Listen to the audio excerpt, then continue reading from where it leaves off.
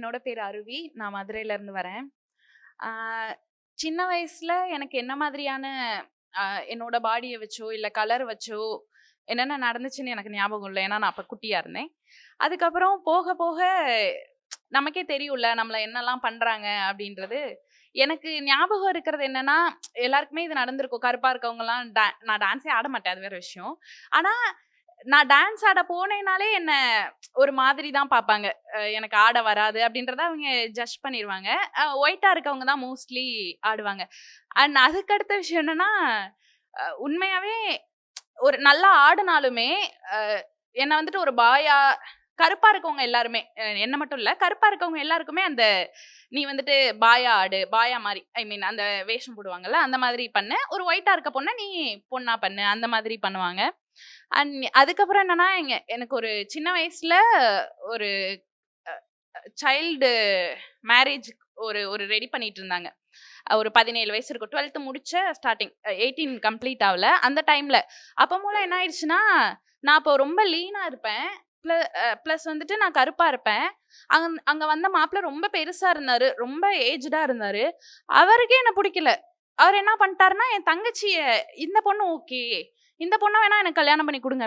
அது தப்பு தான். அந்த வயசுல கல்யாணம் பண்ணி வைக்கிறது. ஆனா பாருங்க, அவருக்கு என்ன புடிக்கவே இல்ல. அது எனக்கு சரியான ட்ராமா. என்னடா இவங்க அப்படின்ற மாதிரி ஆயிடுச்சு. அப்பதான் நான் ரியலைஸ் பண்றேன் இதெல்லாமே.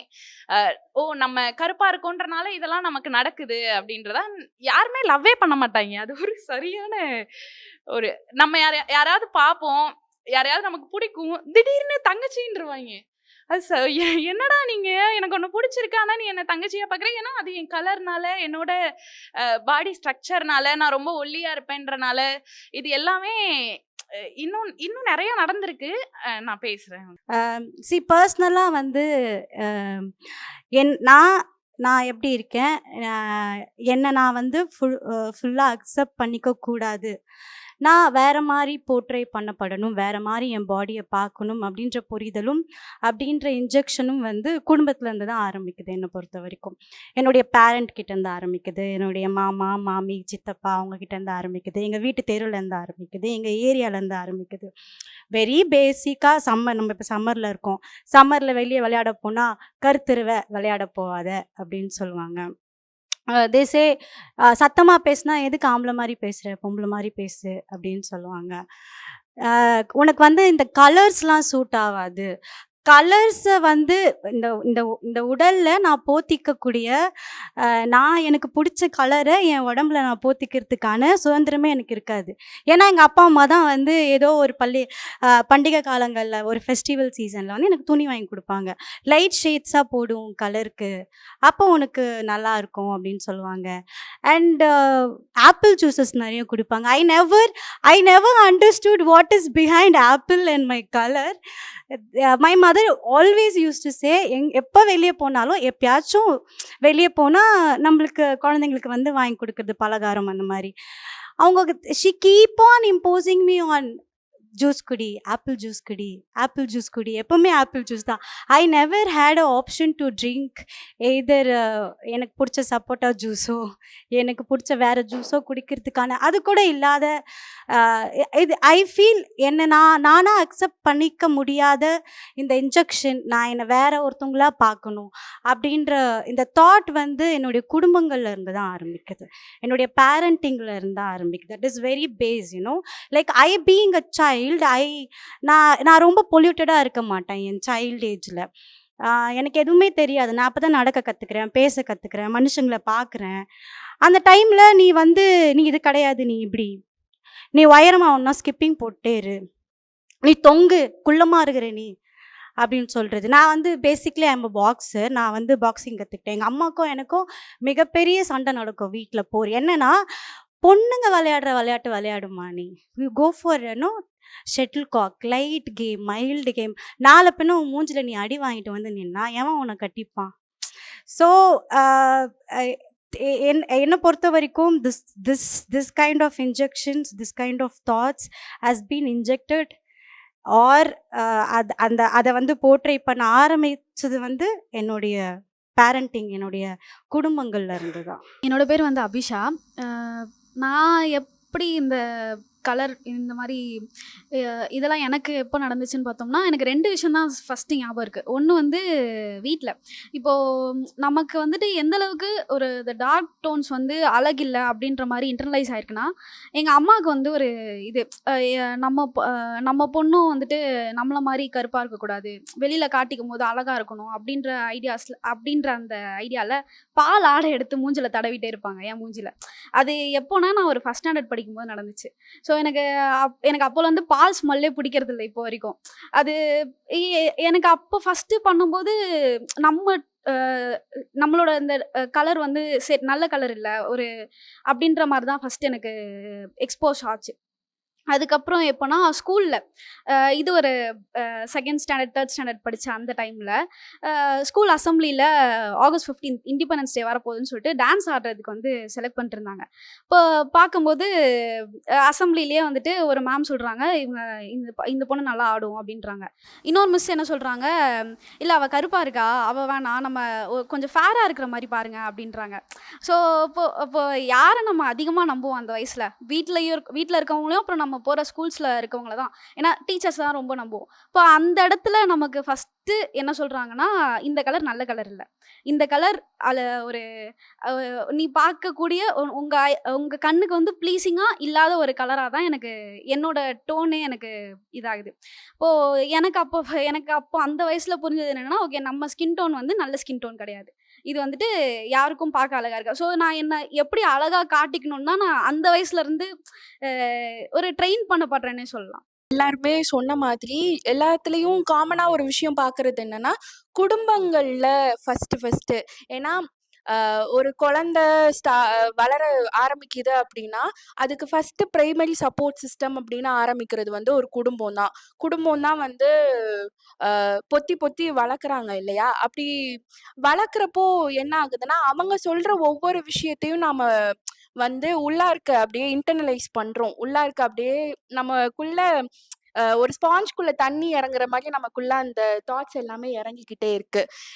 எனக்கு என்ன பண்ணாங்க அப்படின்னா, 3 வயசு இருக்கும். கசின் ஒரு பொண்ணு, அதை வந்து எங்களோட ரிலேட்டிவ் தூக்கி வச்சுருந்தாங்க. அந்த பொண்ணு லைட் ஸ்கின் டோன்டாக இருப்பாங்க, செம லைட் ஸ்கின் டோன்டாக இருப்பாங்க. நான் டார்க் ஸ்கின் டோன்டு. அப்போ வந்து 3 வயசு நான் எங்கள் அம்மா என்னை தூக்கி வச்சுருக்காங்க. ஒரு ரிலேட்டிவ் வந்து சொல்கிறாங்க, உன் பொண்ணு கருப்பாக இருந்தாலும் கலையாக இருக்கா அப்படின்னு சொல்கிறாங்க. 3 வயசில் இது என்னோட மைண்டுக்குள்ளே போகுது. அப்போது கருப்பாக இருந்தாலும் கலையாக இருக்குங்கிறது ஒரு காம்ப்ளிமெண்ட்டாக இருந்தாலும் இன்ஸ்பைட் ஆஃப் அப்படிங்கிற ஒரு விஷயம் வரும்போது, அப்போ கருப்பாக இருக்கிறதுல ஏதோ ஒரு பிரச்சனை போல் அப்படிங்கிறது அந்த காம்ப்ளிமெண்ட்டோட சேர்ந்து எனக்குள்ளே போகுது. சின்ன வயசில் வந்து என்னை கருவண்டுன்னு தான் கூப்பிடுவாங்க. அப்போ வந்து நான் ஒவ்வொரு வாட்டியுமே அழுவேன். ஒவ்வொரு வாட்டியுமே சின்ன வயசுலேருந்து நான் அழுதுகிட்டே இருப்பேன். அம்மா கருவண்டுன்னு கூப்பிட்றாக்கா, அந்த மாதிரி நான் அழுவேன். ஒவ்வொரு வாட்டியும் அழுகும்போது அவங்களுக்கு புரியாது, திரும்ப திரும்ப அதை கூப்பிட்டுக்கிட்டே இருப்பாங்க. நான் ஒரு காலேஜ் போனதுக்கப்புறம், ஒரு வேலைக்கு போனதுக்கப்புறம் தான் நான் திரும்ப திரும்ப சொல்லி அதை ஸ்டாப் பண்ணாங்க. என்னைய வந்து லைட்டான கலர்ஸ் மட்டும்தான் போடணும், டார்க்கான கலர்ஸ் போடக்கூடாது அப்படின்னு சொல்லுவாங்க. ஒயிட்டு இந்த மாதிரி, பிளாக் இந்த மாதிரி கலர்ஸ் போடக்கூடாது. ஒயிட் போட்டால் நீ ரொம்ப கருப்பாக தெரியுங்கிறது, பிளாக் போட்டால் நீ அதில் தெரியவே மாட்ட அப்படின்னு சொல்கிறது. ஸோ ஒரு செட் ஆஃப் கலர்ஸ் தான் வச்சுருப்பாங்க. அதையும் நான் போய் சூஸ் பண்ணக்கூடாது, அவங்க எனக்காக சூஸ் பண்ணுவாங்க. ஒரு தடவை லிட்ரலி நான் சாரீ கட்டணும் அப்படின்ட்டு சேலை கடைக்கு போயிட்டு செலக்ட் பண்ணேன். ஒரு ஒயிட் சாரீ எனக்கு ரொம்ப பிடிச்சிருந்துச்சு. நான் வீடியோ காலில் காமிக்கிறேன், இதை நான் போட்டுக்கவா அப்படின்ட்டு.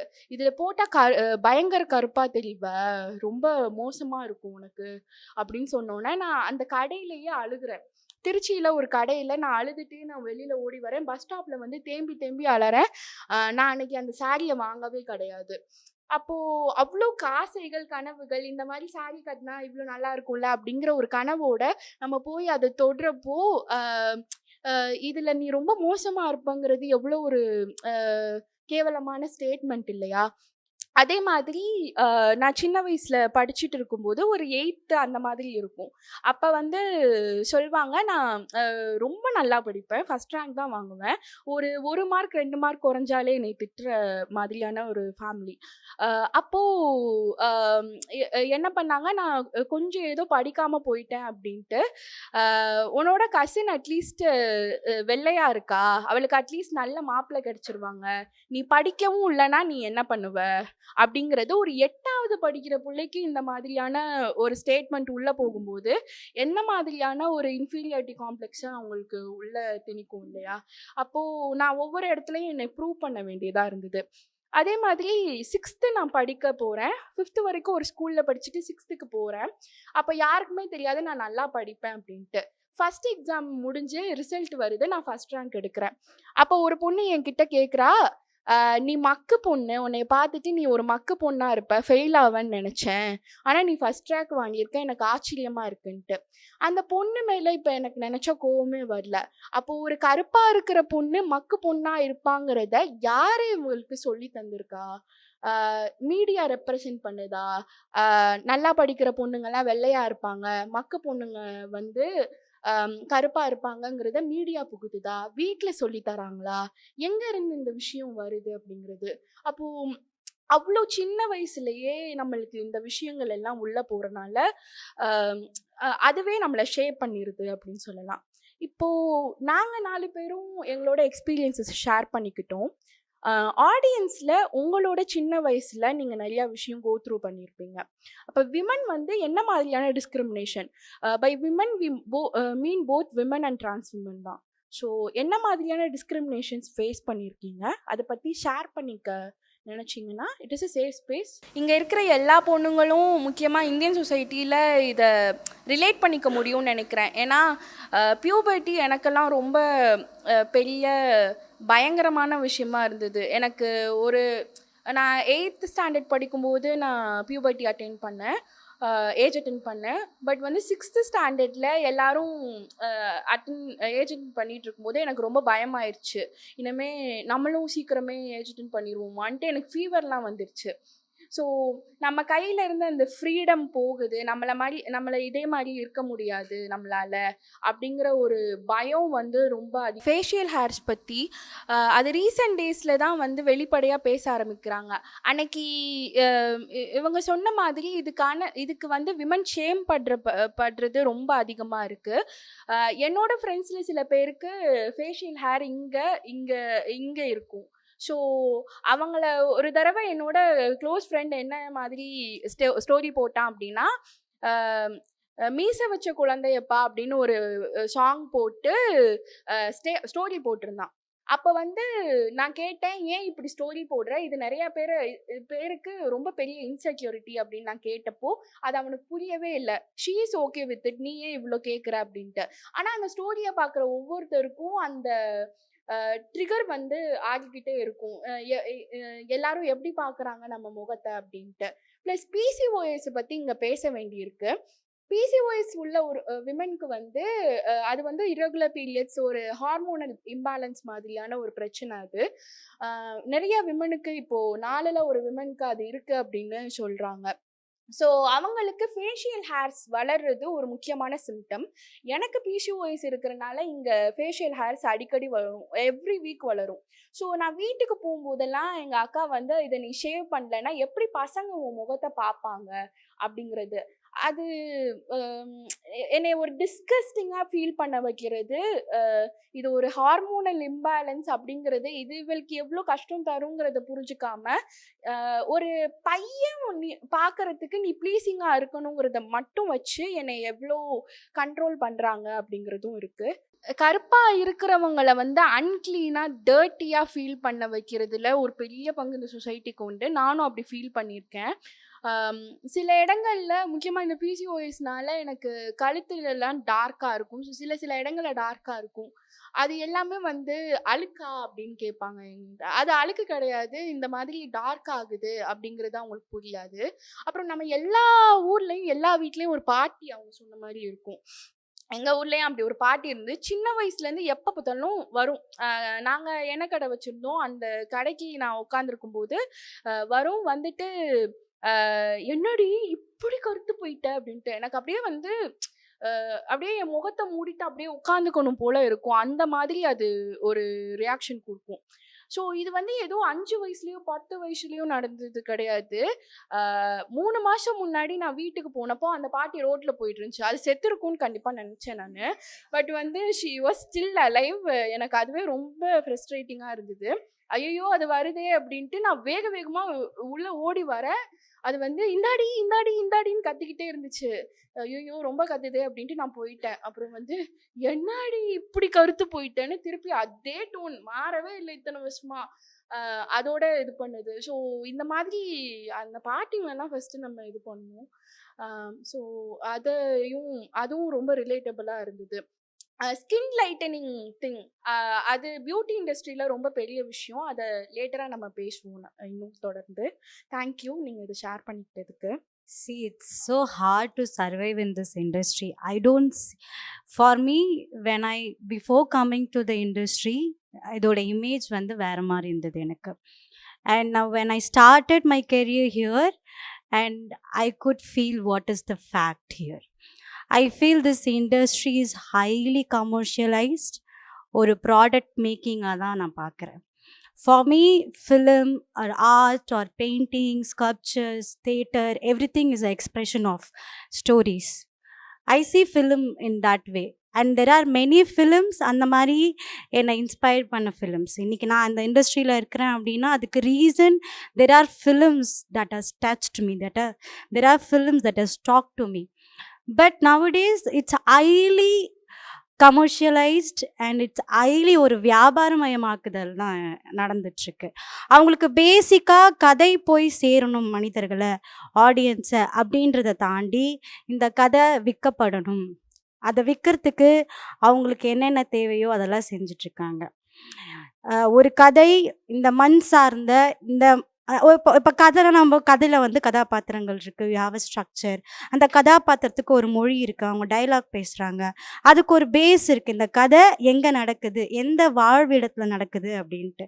இப்போ படங்கள் வந்து ஒரு வாழ்வியலை, ஒரு ஜியோகிராஃபிக்கலாக ஒரு ஸ்பேஸை வந்து ரெப்ரசன்ட் பண்ணுறதா தான் நான் பார்க்குறேன். பட் ஆனால் you never see women's R the lead female characters அவங்க வந்து ஜியோகிராஃபிக்கலாக அவங்க ரெப்ரசன்ட் பண்ணுறாங்களா? நோ. ஒய் ஆல்வேஸ் ஃபீமேல் லீட்ஸ்லாம் ஃபேராக இருக்காங்க? அவங்க அந்த என் மண் சார்ந்த கதைகளை நான் பார்க்குறேன் திரையில். நான் வாழ்வியலில் நேருக்கு நேராக பார்க்குறதுக்கும் திரையில் பார்க்குறதுக்கும் நிறைய வித்தியாசம் இருக்கு. So I am facing, I am struggling and I will stand for it, I will speak for it. That is what going on. ரொம்ப ஹேட்ஸ் ஆஃப் உங்களுக்கு. நிஜமா ஒரு டார்க் ஸ்கின் டோன்டா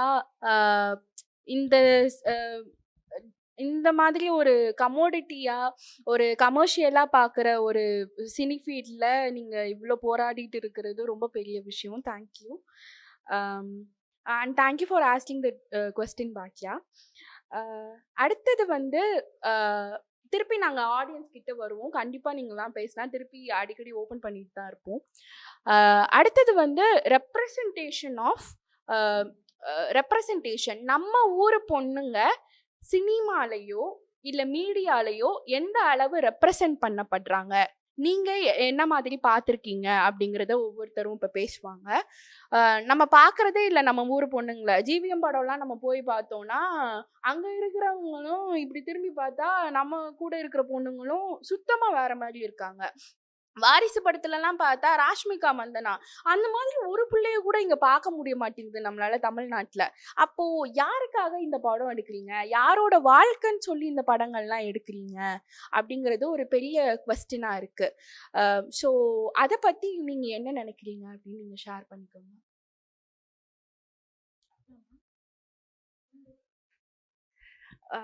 எனக்கு வந்துட்டு நான் தமிழ் படங்கள் தான் அதிகமாக பார்ப்பேன்.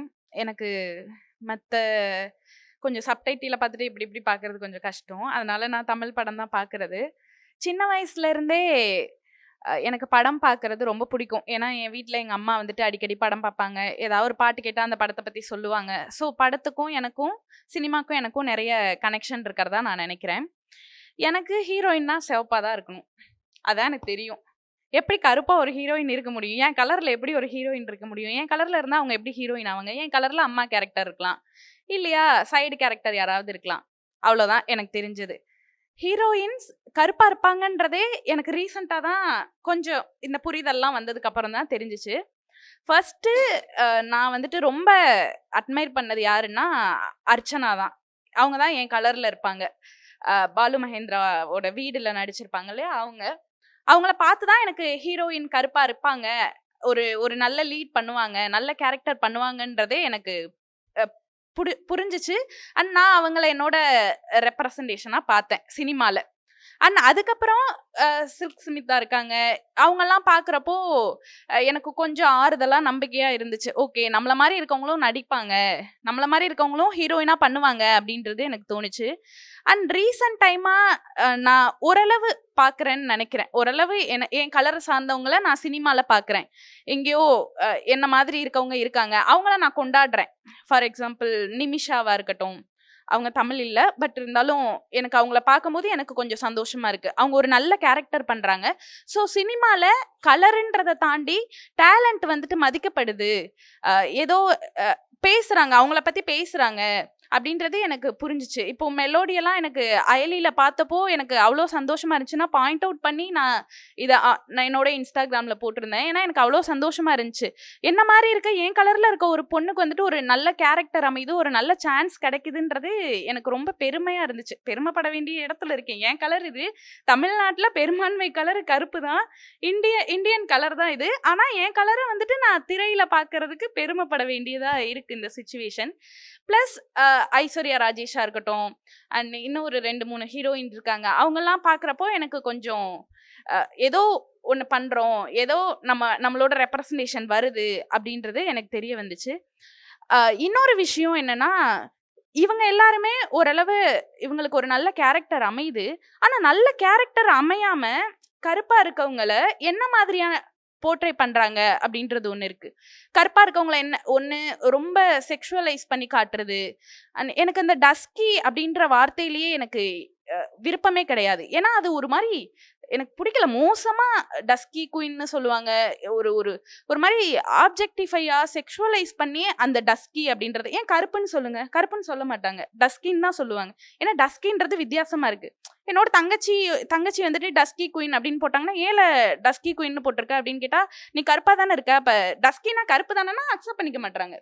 டஸ்கினா வேற ஏதோ ஒரு புது வார்த்தை, அது ஒரு மாதிரி ஏஸ்தட்டிக்கா இருக்கு.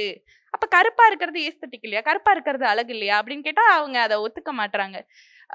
ஸோ எனக்கு அந்த டஸ்கியான பொண்ணு அப்படின்றதுல எனக்கு விருப்பம் கிடையாது. டஸ்கியான ஹீரோயின் அப்படிலாம் இல்லை, கருப்பான ஹீரோயின், என் கலர்ல இருக்க ஹீரோயின், அவ்வளோதான். நான் ஸோ ஏதோ எங்கேயோ பேசி எங்கேயோ போயிட்டேன். இந்த கொடுக்குறேன்.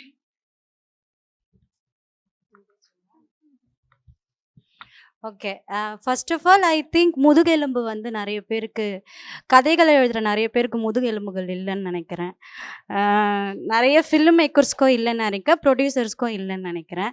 அவங்கள பொறுத்த வரைக்கும் கதைகள் சினிமாக்களுக்கு கொடுக்கறத தாண்டி அவங்களுக்கு வியாபாரம் போடணும். 10 கோடி போட்டால் அவங்களுக்கு ஒரு 30 கோடியோ 50 கோடியோ எடுத்துடணும் அப்படின்றது தான். அதனால தான் வந்து ஆஸ்கர்ன்னு பேசினுறாங்க.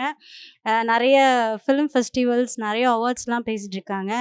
ஏன் மண் சார்ந்த கதைகள்லாம் அங்கே போய் சேர மாட்டுது அப்படின்னா, நாம் நம்மளுடைய மண் சார்ந்த கதைகள்லாம் விட்டுட்டு வெஸ்டர்னைஸ்டுக்கும் காலனைஸ்டான அவங்கள வந்து சாட்டிஸ்ஃபை பண்ணுற மாதிரியான கேரக்டர்ஸை எழுதுறதுனால தான் இது நடக்கிறது கிடையாது அப்படின்றது என்னுடைய பார்வை. அடுத்து தமிழ் சினிமாவில் வந்து நீங்கள் கருப்பான பெண்கள்லாம் எப்படி போர்ட்ரை பண்ணுறாங்க அப்படின்னு சொல்லிட்டு நான் உங்களுக்கு எக்ஸாம்பிள் கொடுக்குறேன். குடிகார புருஷனுக்கு வந்து பொண்டாட்டியாக இருப்பாங்க, அப்புறம் நிறையா அடி வாங்க இருப்பாங்க, அழுகிற சீன் அவங்களுக்கு கண்டிப்பாக இருக்கும். கிரிஸ்லின் நிறைய கொடுப்பாங்க, நடிக்கிற ஷூட்டிங் ஸ்பாட்டில் வந்து கிரிஸ்லின். அவங்களுக்கு வீரமாக இருக்கவே தெரியாது, அவங்க எப்போவுமே கோழைகளாகவே இருப்பாங்க. அவங்களுக்கு வந்து எஜுகேட் பண்ணுறதுக்கு ஒரு ஃபேரான, I am so sorry to talk this, if I am offending any fair girl, I am really sorry, but this is the truth what is happening.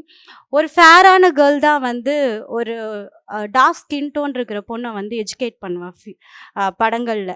ஏன்னா வந்து கருப்பாக இருக்கிற பொண்ணுக்கு சுயமாக சிந்திக்க தெரியாது அப்படின்னு கதை எழுதுகிறாங்க. அப்புறம் அடிமைத்தனத்தில் இருக்கிற பெண்கள் அப்படின்னா அது கருப்பாக இருக்கிற பெண்கள் அப்படின்னு தான் சொல்லுவாங்க. அருவாள் தூக்குற சீனோ, இல்லை ஆண்களை எதிர்த்து நானே சண்டை போடக்கூடிய சீனோ, இல்லை நான் கேள்வி எழுப்பக்கூடிய சீன்களையோ, இல்லை ஹீரோக்கு நான் அறிவுரை சொல்கிறேன், ஹீரோ நீ தப்பா, நீ இந்த பேர் கிளைமேக்ஸ் வரப்போகுது, அதுக்குள்ளே நான் உனக்கு அறிவுரை கொடுக்குறேன், இந்த இடத்துல நீ இந்த மாதிரி ஒரு டிசிஷன் எடுக்கணும், நான் ஹீரோக்கு வந்து ஹீரோயின் எப்பவுமே வந்து எழுதுறாங்கன்னு வச்சுக்கோங்க ஒரு ஸ்டோரி. அதில் வந்து கருப்பான பெண்கள்லாம் இருக்க மாட்டாங்க, ஃபேரான ஸ்கின் டோன் பெண்கள் தான் இருப்பாங்க. ஐ ஃபீல் முதுகெலும்பு இல்லை அப்படின்னு நான் நினைக்கிறேன். நிறைய எழுத்தாளர்கள் ஹேஸ் டு கம். நீங்கள் வந்து நிறைய கதைகளை போய் பார்க்கணும், நீங்கள் நிறைய ரிசர்ச் பண்ணணும். ஒரு 4 ரூமில் உட்காந்துக்கிட்டு கதையை எழுதிடலாம், கொடைக்கானலில் போய் உட்காந்துக்கிட்டு ஒரு ரூம் புக் பண்ணிவிட்டு அங்கே போய் கதையை எழுதிடலாம், இல்லை ஒரு 4-5 படங்களை பார்த்துட்டு நான் அங்கேருந்து கதையை எழுதிடலாம் அப்படின்னா உங்களால் நான் கண்டிப்பாக இந்த மாதிரி பெண்களையோ இல்லை ரியாலிட்டியில் என்ன நடக்குது அப்படின்ற உண்மையையும் உங்களால் கொண்டு வரவே முடியாது. அப்படி மாறணும் அப்படின்னா more writers has to come and producers. இந்த film makers is like really அவங்களால வந்து sometimes they can't take decisions also.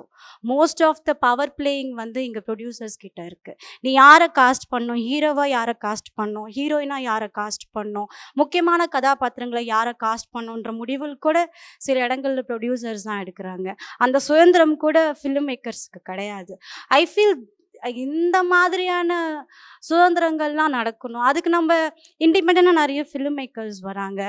UC நீங்கள் கமர்ஷியலாக பார்க்குற படங்களுக்கும் இண்டிபெண்ட் ஃபிலிம்ஸ்க்கும் இதுதான் நிறைய வித்தியாசங்கள் இருக்குது.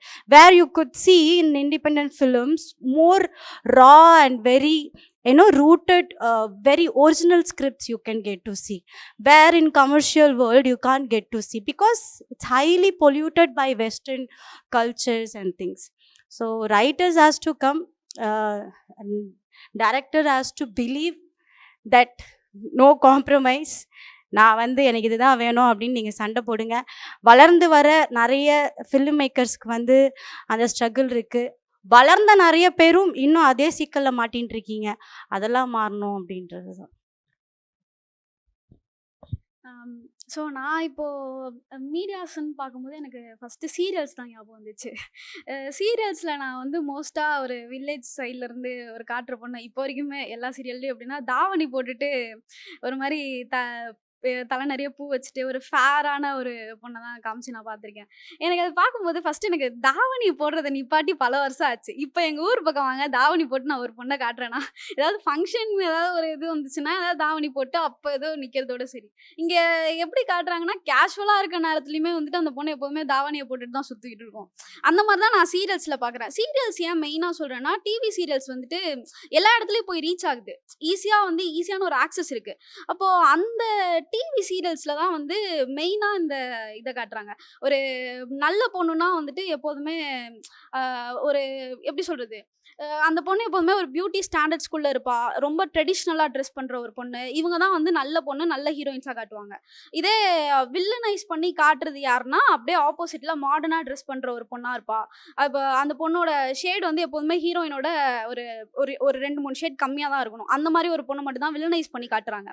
இது சீரியல்ஸில் ஒரு பக்கம்னா, எனக்கு இன்னொன்று எப்படி தோணுச்சுன்னா, படங்களில் எப்போதுமே ஒரு சில படங்கள்னு நினைக்கிறேன், வெள்ளையாக இருக்க பொண்ணுங்களை வந்து வெள்ளையாக இருக்க பொண்ணோ ஹீரோவோ காட்ட மாட்டாங்க. மையப்பூசி அவங்க மேலே மையப்பூசி ஒரு ஷேடை கம்மி பண்ணி, ஏன் அப்போ நீங்கள் ஒரு கருப்பாக இருக்க ஒரு ஆளையே இது பண்ணுங்களேன், நடிக்க வைங்களேன்.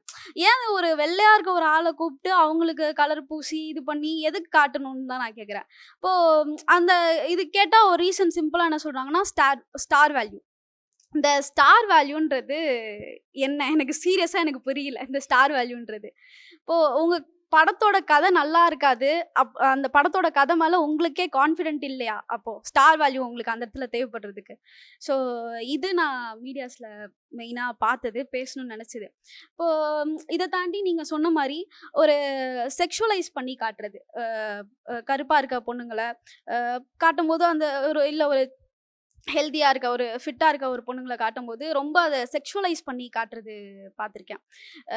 இப்போது எனக்கு ஃபார் எக்ஸாம்பிளுக்கு தோணுச்சு, அடி கருப்பு நிறத்தலைக்குன்னு ஒரு பாட்டு வருது. அதில் எந்த ஷேட் ஆஃப் எனக்கு வந்து என் கருப்புலேயே நான் வந்து எந்த ஷேடை காட்டுறேன், எது அக்செப்டபிள் எது அன்அக்செப்டபிள்ன்றத கொண்டு படங்களும் சீரியல்ஸும் டிசைட் பண்ணுது இந்த இடத்துல. இப்போது கருப்பாக இருக்கிறதுலையுமே வந்துட்டு ஒரு சில ஷேட்ஸ் மட்டும்தான் இங்கே அக்செப்டபிள் அப்படின்ற மாதிரி வைக்கிறாங்க. கருப்பு நிறத்தலைக்கு பாட்டில் லக்ஷ்மி மேனனை காட்டும் போது எனக்கு சீரியஸாக வந்துட்டு எனக்கு கனெக்டே ஆகலை. எனக்கு சீரியஸாக எனக்கு புரியல. ஒரு அந்த பொண்ணு வந்து எனக்கு உண்மையாக அந்த பொண்ணை நான் நேரில் பார்த்ததில்ல. ஸோ அவங்க என்ன ஸ்கின் டோன்னு எனக்கு தெரியல. ஆனால் அந்த இடத்துல வந்துட்டு அவங்க ஒரு ப்ரௌனாக இருக்கிற மாதிரி தான் காமிச்சிருக்காங்க. அவங்களுக்கும் மை போட்டு இருந்தாங்கன்னு தான் நினைக்கிறேன். ஸோ அப்படி தான் நான் பார்க்குறேன் எல்லா இடங்கள்லையும். மறந்துட்டேன். என்னன்னா ஒரு பாட்டுங்க. அந்த பாட்டை என்னால கடந்தே போக முடியல. இவங்க அந்த பாட்டு சொன்னோடனே எனக்கு இந்த பாட்டு ஞாபகம் வந்துருச்சு. அந்த ஐயோ முதல்வன் படத்துல வருமே, உப்பு கருவாடுன்னு நினைக்கிறேன். அதுல வந்துட்டு என்னது ஐயோ முதல் லைன் எனக்கு மறந்துருச்சு. அந்த கணு கால் கூட கருப்பு இல்ல, அடி உன் போல சிவப்பு இல்ல, கணு கால் கூட கருப்பு. அப்படி சூப்பரா இருக்கும். அந்த அது வரைக்கும் நல்லா ஜாலியா போயிட்டு இருக்கும். நானும் இருப்பேன். கடைசியில பார்த்தா என்னவே அந்த லைனை பாட வைக்கிற மாதிரி நான் வந்துட்டு அதை மாத்தி பாடிடுவேன். உன் போல கருப்பு இல்ல, கணு கால் கூட சிவப்பு இல்ல, அந்த மாதிரி ஏதோ ஒண்ணு பண்ணி நான் தேத்திக்குவேன். அதே மாதிரி இந்த ராகவா லாரன்ஸ்ன்னு ஒருத்தவர் இருக்காரு, சொல்லலான்னு நினைக்கிறேன். ஆனா அவர் அந்த முனி படத்துல போயிட்டு அந்த பிள்ளைகிட்ட சொல்லுவாரு இந்த மாதிரி, என்னோட கருப்பு உன் தலைக்கு மேல, உன்னோட வேலை என் காலு கீழே. அவரை ஒரு கருப்பான பொண்ணையே லவ் பண்ணிருக்கலாமா? அதை பண்ணவே மாட்டாங்க. ஃபுல்லா இந்த டயலாக் எல்லாமே போய் ஒரு வெள்ளையா இருக்க பிளேட்டா. அதே மாதிரி மாளவிகா ஒரு பாட்டுல கருப்பு தான் எனக்கு பிடிச்ச கலருன்னு ஆடிட்டு இருப்பாங்க. ஆனா சுத்தி இருக்க எல்லா பிள்ளைங்களும் கருப்பா இருப்பாங்க. அந்த ஹீரோயின் மட்டும் வெள்ளையா தான் இருப்பாங்க. அதெல்லாம் எனக்கு அப்படியே வயிறு எரியும். என்னடா இது? இந்த பாட்டா இருக்கட்டும், சின்ன சின்ன விஷயங்கள்லாம் என்ன அவ்வளோ ஹர்ட் பண்ணிருக்கு. ஜாலியா பேசுறேன், ஆனா உண்மையிலே உள்ள ரணமா இருக்கு சார்ன்ற மாதிரி அப்படிதான் இருக்கு. ஒரு சின்ன சின்ன விஷயம் கூட ரொம்ப மோசமா தான் பண்ணிட்டு இருக்காங்க. முக்கியமா குழந்தைங்களை இந்த மாதிரி சினிமா ரொம்ப பாதிக்குது. இப்போ நான் குழந்தையா இருந்தப்போ இதை ரியலைஸ் பண்ணதை விட, இப்போ நான் ஒரு அடல்ட்டு குழந்தைங்க கூட ஒர்க் பண்றதை வச்சு, குழந்தைங்களை சுத்தி இருக்கிறத வச்சு நான் இதை பேசுறேன். ரொம்ப அஃபெக்ட் பண்ணுது குழந்தைங்களை. ஒரு பொறாமையை உண்டாக்குது. தன்னையும் வெறுத்து இன்னொரு பொண்ணையும் வெறுக்கிற நிலைமைக்கு, அதாவது ஒரு லைட் ஸ்கின் டோன்ல இருக்க ஒரு பொண்ணையும் வெறுத்து தன்னையும் வெறுக்கிற அளவுக்கு வந்துட்டாங்க குழந்தைங்க. ஏதாவது க்ரீம் கிடைக்குமா, ஏதாவது ஒரு ரோஸ்மெரி வாட்டர் கிடைக்குமா, அப்படி என் தங்கச்சி எல்லாம் என்கிட்ட கேட்குற, எனக்கு 200 ரூபாய் கொடு, இது வாங்கி கொடு அப்படின்னு எவ்வளோ சொன்னாலும் புரிஞ்சுக்க கூடிய ஸ்டேஜ்ல இல்லை. ஏன்னா அவங்களுக்கு இப்போதைக்கு ஒரு பையன் நம்மளை பார்க்கணும், நம்ம ஒரு ஹீரோயின் மாதிரி இருக்கணும், நம்ம ஒரு லைட் ஸ்கின் டோன்ல இருந்தாதான் இந்த சமூகம் நம்மளை மதிக்கும்ன்ற நிலைமைக்கு வந்துட்டாங்க. ஏன்னா பேசுறதுக்கு ஆட்கள் ரொம்ப கம்மியா இருக்கும். சுத்தி இருக்க இந்த மாதிரி இருக்கவங்க தான் நிறைய இருக்காங்க. ஸோ குழந்தைங்க இந்த சினிமா மூலமா ரொம்ப அஃபெக்ட் ஆகுறாங்கன்னு எனக்கு தோணுது. இதை சொல்லணும்னு நினைச்சேன். குழந்தைங்க அப்படின்னோடனே எனக்கு இன்னொரு விஷயம் ஞாபகம் வந்தது. சோட்டா பீம் இந்த மாதிரியான கார்ட்டூன்ஸ்ல வர வில்லன் கேரக்டர்ஸ் எல்லாமே கருப்பா இருக்கும். ஸோ சின்ன குழந்தைங்க அதை பார்க்கும்போது அப்ப கருப்பா இருக்கிறவங்கலாம் மோசமானவங்க போல அப்படிங்கிற ஒரு இது. சின்ன வயசுல ராமாயணம் பார்த்து வளர்ந்தேன் நான். சன் டிவியில சண்டே மார்னிங் 10 மணிக்கு போடுவாங்க. அதுல பார்த்த எல்லா அரக்கர்களும் ராமாயணத்தை பத்தி தனியா நம்ம பேஷ் பண்ணிக்கலாம். ஆனா எல்லா அரக்கர்களும் கருப்பா இருப்பாங்க. அப்புறம் Ponniyin Selvan part 1 part 2 Mani Ratnam sir blockbuster ஆச்சு. ஆனா தமிழ்நாட்டை மையப்படுத்தின ஒரு கதை அது. சோழர்கள் பாண்டியர்கள் அப்படின்னு எழுதுறப்போ அதுல யாரெல்லாம் ஹீரோயினா போட்டிருக்காங்க அப்படின்னு பார்த்தா ஃபுல்லா வெள்ளைன்னு இருக்கிற ஐஸ்வர்யா ராயை கொண்டு போட்டிருக்காங்க. அநியாயமா தெரியலையா அது? அப்ப சோழர்கள் பாண்டியர்களோட வீட்டுல இருந்த ஊர்ல இருந்த பிள்ளைங்க எப்படி ஐஸ்வர்யா ராய் கலர்ல இருந்துச்சுங்கன்னு எனக்கு இன்ன வரைக்கும் புரியல. அப்புறம் அது ஒரு விஷயம். அப்புறம் நம்ம டார்க் ஸ்கின் டோன் பத்தி மட்டுமே பேசிட்டு இருக்கோம். முக்கியமான விஷயம் பாடி டைப். என்ன மாதிரியான பாடி டைப்பை இங்க காமிக்கிறாங்க அப்படிங்கிறது. நிமிஷாவா இருக்கட்டும், அவங்க ஒரு பியூட்டி ஸ்டாண்டர்டுக்குள்ள வர ஹவர் கிளாஸ் டைப். ஹவர் கிளாஸ்னா இப்படி இருக்கும் இடுப்பு, அந்த மாதிரியான டைப் பாடி டைப்ல வர மாதிரி ஒரு ஹீரோயினா போடாதது சித்தா படத்துல எனக்கு ரொம்ப சந்தோஷமா இருந்தது, ரொம்ப ரிலேட்டபிளா இருந்தது.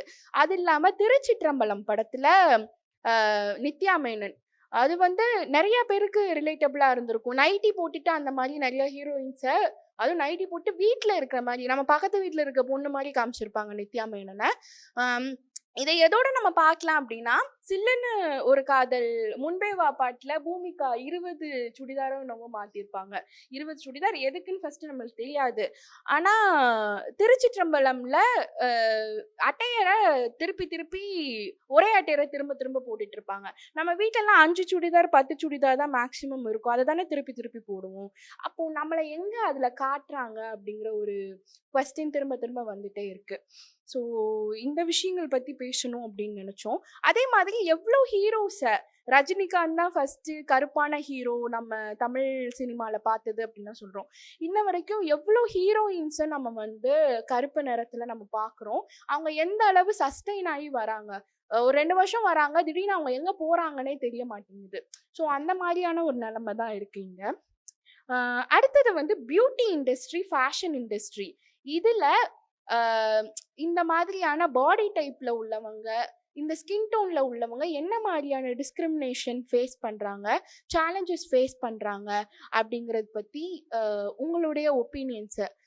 ஸோ ஆடியன்ஸ்ல இந்த மாதிரி விஷயங்களுக்கு ஒப்பீனியன்ஸ் இருந்துச்சுன்னா நீங்க கொஞ்சம் நோட் பண்ணி வச்சிட்டிங்கன்னா திருப்பி மைக் பாஸ் பண்ணுவோம் கொஞ்ச நேரம் கழிச்சு. அப்ப நீங்க அதை பத்தி ஷேர் பண்ணிக்கலாம்.